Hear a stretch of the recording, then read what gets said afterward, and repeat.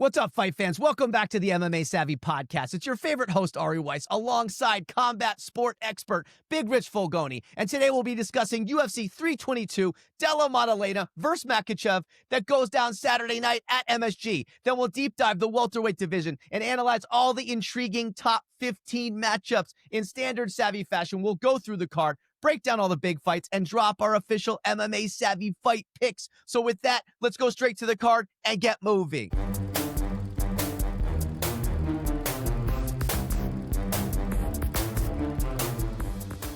Okay, baby, before we get into the card, let's talk about the welterweight division because that's the big theme here. This might turn into the #1 UFC division in the world. It had been 185, but because of Chimaev holding things up, RDR being kind of knocked down from his pedestal, and Hernandez being hurt, maybe 185 has lost its luster. Does this give welterweight a chance to become the #1 most exciting division on the planet? So we got Jack Della versus Islam, who you don't even see here in this top 15 because he hasn't had a welterweight fight yet, and that will be coming up main event. We're going to talk about that soon, but don't overlook Brady versus Morales, baby. Brady #2 in the world, Morales #8 in the world. That's an unbelievable, intriguing matchup. And then we're also going to have Leon Rocky Edwards at 4 versus your boy Carlos Prates. And before I get your opinion here, Richie, don't forget a week later, Bilal, remember the name Muhammad versus my boy Gary,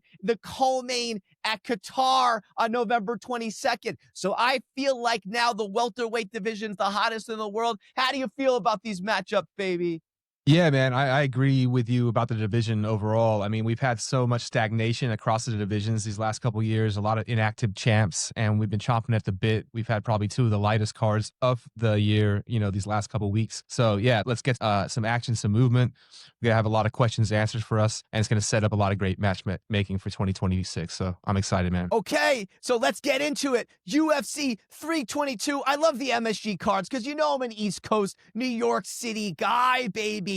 Della Maddalena versus Islam Makhachev. Islam, of course, was the lightweight champ. He relinquished his belt. He moved up to 170, and he's facing the new unstoppable champ who's on an 18-fight win streak. I love the fight. We'll get into that in a second here, but let's break this down. We're not going to go through the whole card. Of course, Dariush Saint-Denis is an amazing opening night fight. We're going to give you the rest of our picks Friday night on Instagram, so don't miss it on MMA Savvy and Richie Boy MMA. We're going to stay with our theme of the welterweight division and go straight into the second fight of the night. #4 welterweight, Leon Rocky Edwards versus #9, Carlos Prates. Let's take a look at this, baby. Let's look at the records here first. Leon, after all these years, is 22-5. Carlos, 22-7. Let's look at what Leon's done. Let's go down memory lane a little bit here, Richie boy. So, of course, we all know he shocks the world. The late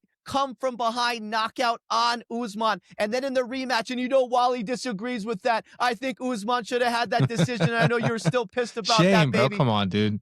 Then he mops the floor with Covington, but Covington was a shell of himself in that fight. It was so weird. It was like he was sick. He wasn't the same. And then he finally gets dethroned by Muhammad in London, which was sort of a shame there. But we all thought it was the 5 a.m. thing, which I agreed. I was pissed at Dana that he did that to the champ. But then to come back and really Brady dominated Edwards better than we've ever seen. And kind of that was the fall from grace. So now what does Edwards do? But then you look at #9 in the world, Carlos Prates. He's a real problem. He's a straight killer. Let's look at what he's done, Richie boy. He's come in. He's gone on a crazy run. He knocked out Jing Lang. He knocked out Magny. Then he loses in that close-fought decision to my boy Gary, but he was close in that 5th round to get a stoppage. Yeah, 20 more seconds and he finishes that fight, man. Come on. Only to come back and then beat Neal. So this one's really close. Let's look at the line. Your boy Prates is a -200. Nico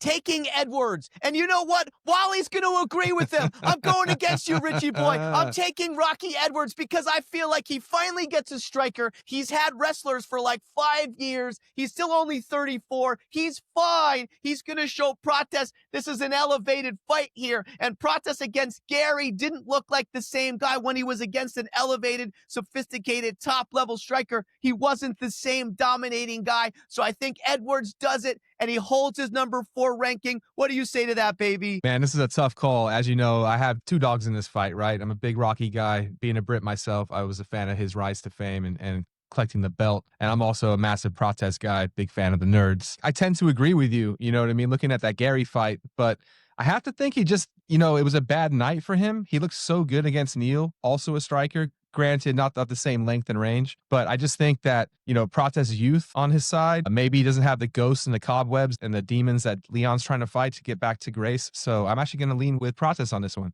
Stick with my new blood.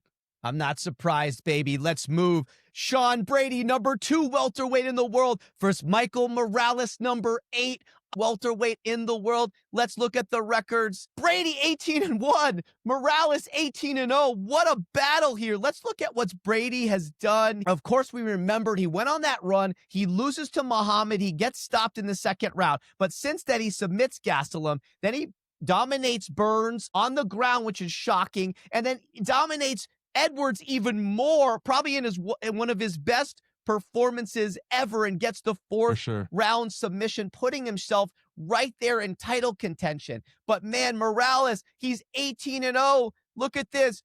He's coming to the UFC. He hasn't lost, baby. 1, 2, 3, 4, 5, 6 straight. And his last couple KOs against Magny and then a KO against Burns, kind of ending Burns' career right there.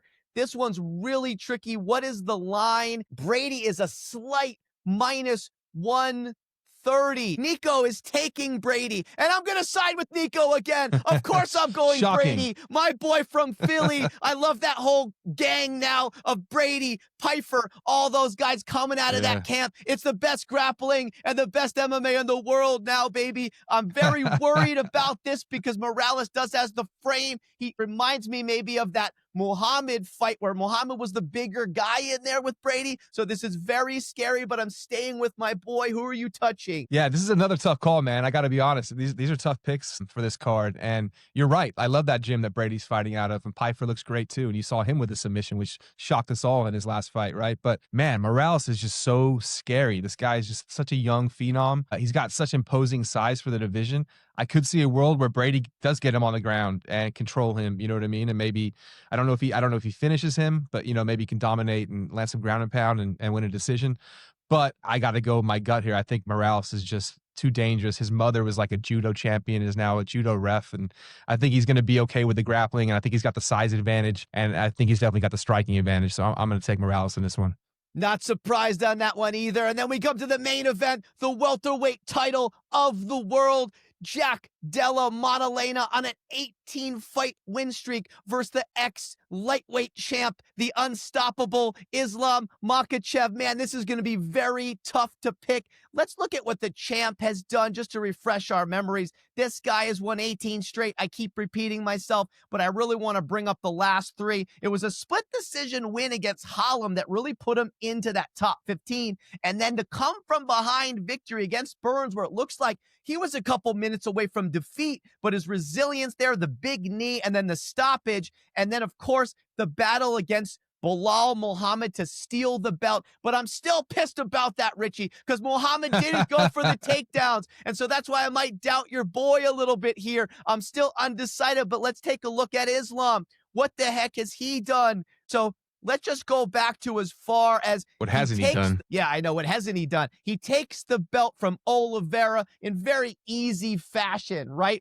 With that submission victory, to then have the epic battle against Volk, which Nico still complains about. He still loses sleep about, but it was a pretty clear 3-2 victory, to then knock out Volk, to submit Poirier, and now to submit Moicano. Man, this one's tough. Let's look at the line here, baby. Vegas is siding with Islam at a minus 290. Nico, of course, is touching Jack Della because he wants Islam to go down. And I'm going to go against you, Barneys, and do the shame move. And I'm touching Islam because I'm still pissed about the Bilal fight until I see Jack actually win with someone with the pedigree, the wrestling, the top level grappling. I won't believe in him. If he finally beats Islam and actually deals with the relentless grappling, I won't doubt Jack again, but I'm going to be shame and I'm touching Islam and I'm going against you bums because I got a 13 fight lead on Nico, and this will basically win me the national title of 2025. Who are you touching, Richie? Look, I got to correct you at least on that.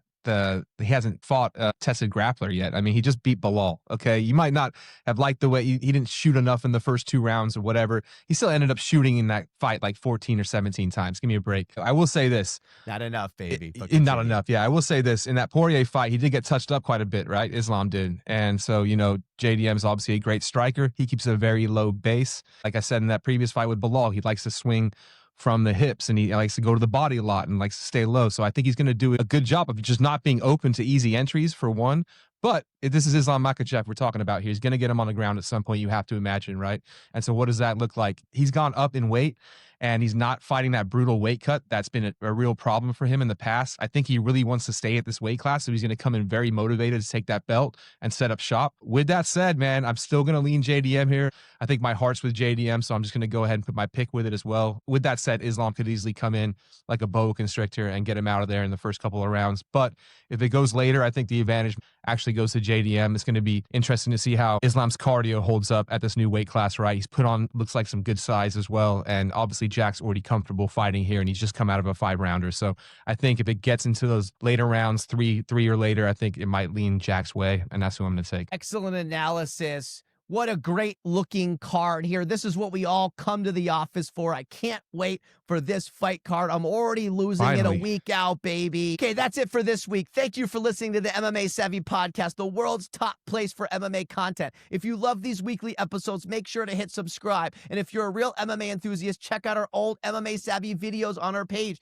You might see some UFC legends pop up, such as Nick Diaz, Ronda Rousey, and John Jones. The old channel has been revived, and we couldn't be more excited. So please subscribe, follow, comment, like, share, and blast on all of our social channels. We're blasting hard on the talk, we're heavy on the gram, and we're going crazy on the tube. That's at MMA Savvy and at Richie Boy MMA. And make sure to comment and challenge our takes if you have disagreements. We love the comments and interactions with the fans. So with that, stay savvy, fight fans.